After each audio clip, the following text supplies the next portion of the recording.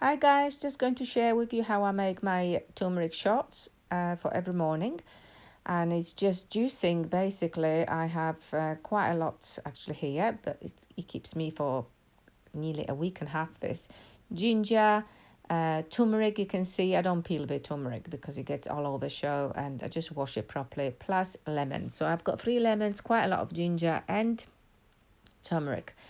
So just be careful, put always a tissue or something underneath because it stains. Turmeric really does stain everything, and just juice it, as simple as that.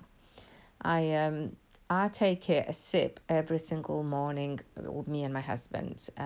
When we wake up, that's on an empty stomach, but it's a sip, it's a shot. If you've never had a vodka, it's something like a little vodka to down to get down you. Yeah, basically now pouring into the jars. I store it obviously in the fridge, and it keeps for 2 weeks for sure. But with a week and a half we finish it. So I've got a little bit more in the other jar here as well.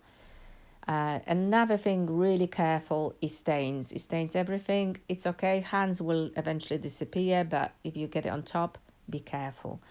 So the ginger is absolutely awesome, extremely healthy. So enjoy it. I hope you like it. Thanks for watching.